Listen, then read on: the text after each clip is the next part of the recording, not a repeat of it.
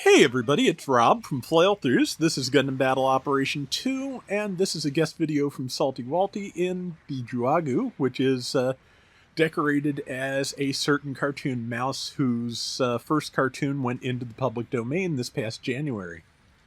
But yeah, the Juaggu is pretty good. It is a support with two pretty powerful ranged weapons. The main ranged weapon it has variation on. It has ones that fire basically all at once or ones that fire in sequence. Basically a difference between the animation and from Gundam Unicorn and something else. Yeah, I believe Salty's using the sequential version from Unicorn, and seems to do pretty well. I have not had a lot of luck with it, but I don't play Juaggu a lot anymore, so it doesn't necessarily mean anything. But yeah, Juaggu's biggest weakness at this point is the fact that it does have a lot of downtime. Both of those weapons have decently long recovery times.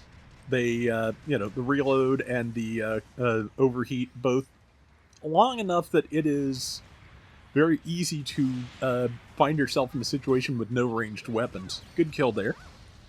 But yeah, so you just kind of have to be careful with it and take opportunities when you can, and otherwise just try to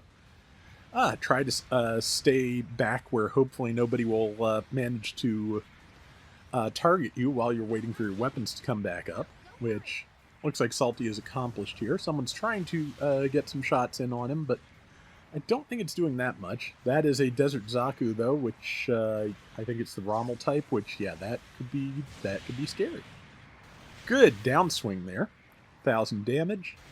And a follow-up neutral. And, yeah, pulling back. By the time it's up, the Mega Particle Cannons will be reloaded, as they were. And, yep, that is that Zuda backed Salty up very nicely. So, yeah, that was good. Always good to see people supporting the support because, yeah, it is kind of necessary. Supports can put out a lot of damage, but they have trouble staying alive.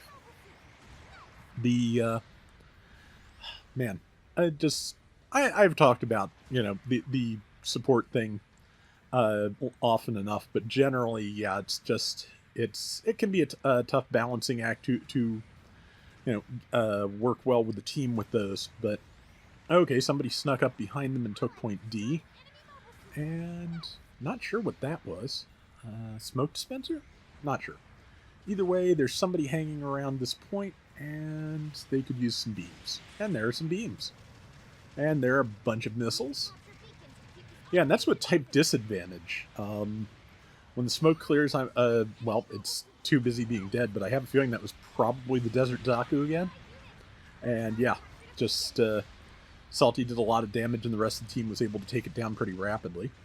But yeah, you just finally saw a good shot with some type advantage in there and saw how much those rockets can do. That's pretty good. That Isaac is... Oh boy, this is, yeah, not a great combination of things. There's an Isaac, there's a... not sure if that's the Gym Dominance Underwater type or the one of the Aqua Gyms. Okay, yeah, it is Gym Dominance Underwater. That has not only a really good anchor, which can heavy stagger things, but it also can use it as a melee weapon, and it has a pretty good reach on it. So, yeah, very dangerous machine to be fighting. Let's see, 50-55 to 25-65, starting out pretty strong. So, Salty's jumping back in, whereas, yeah, to support the person who is trying to take the point. Unfortunately, it is currently, I think, 2-on-3. So, yeah, other people are starting to get back over here, but yeah, it's going to be a little bit tricky.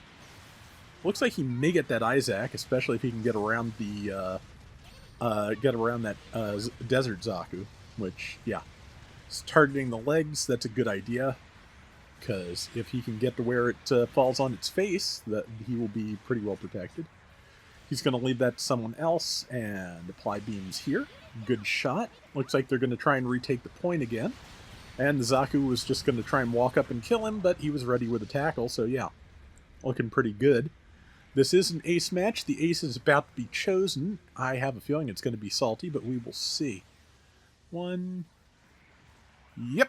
Okay, so this can be, having a support as your ace can be really good because they can pick people off from across the map. You just do, even more so than usual, you just do have to be aware of when they're in trouble and keep them alive.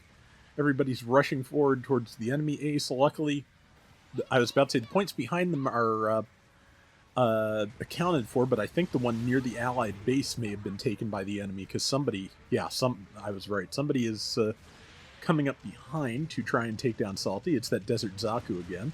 Again, he's a raid. He, trying to get in on the ace is a smart policy here. But yeah, luckily Salty and his team are ready for that, and he has been doing a really good job of holding off that Desert Zaku. And so good teamwork there. They took it out by I think it was a little bit luck that he got the last shot, but whether it was luck or intentional, he did. So the Allied lead is expanding. Good direct hit with the megaparticle cannons there. Got a lot of missiles in. Oh, number 4 even backed off to give Salty the kill, but also just wisely took it when it was obvious that, one, they were kind of looking like they were going to get wiped here, and also that, Salty had something else to deal with. And, once it was down to just him and the whole enemy team, there wasn't a lot you could do. So, just sometimes you're the last one alive, and there's, if you're lucky, you can take somebody out or do some damage, but yeah. Still have the lead, though, 10,000 to 8,000, and there's only a minute left, so... And they're about to all spawn in together, which is, not bad at all. It's a good position to be going into the last minute with, because your team is going to be fresh. It's all going to be coordinated. It's a good thing. So, yeah. Yep, everybody's starting to come back in. Looks like Salty spawned in at the base. Either that or they took the point he was trying to spawn from. Could be either. But regardless, turtling up at the base in these circumstances is not a bad idea at all. It's a good defensible position.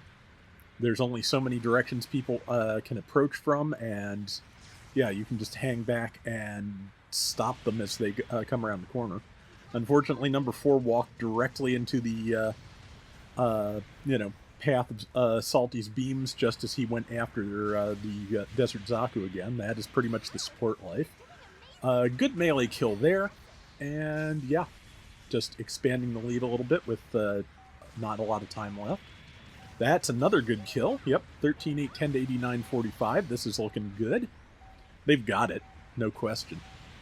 And that's about where it's ending. That went really well, and that is a solid one. So let's see. That deco works really well. Alright, so Salty swept the board, 6550, so about half of the team's score, 88,000 damage, 1,200 in assists, top diversions, which are very, logical for an ace to have. So that is going to do it for today's Gundam Battle Operation 2. We'll be back soon with more. Till next time, everybody take care and have fun. Later! So this week's mobile suit is going to be a 4-star. It is the Gundam Delta Kai ground type, and as always, look forward to the test drive on Friday to get the full details about it. And I believe we are up for another Gundam Breaker 4 DLC hitting on Wednesday night into Thursday morning. So, another good week for the Gundam games for sure.